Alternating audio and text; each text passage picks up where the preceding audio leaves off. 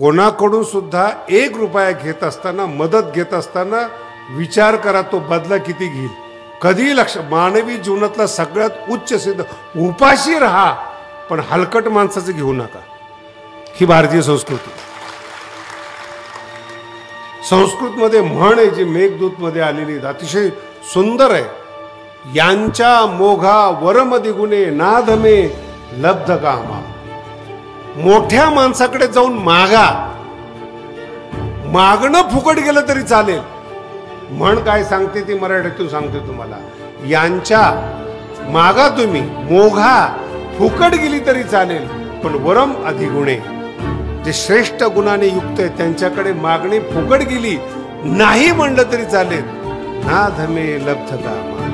हलकट माणसं जर पूर्ण करत असतील ना तर तिथून आपली कामना पूर्ण करून घेऊ नका.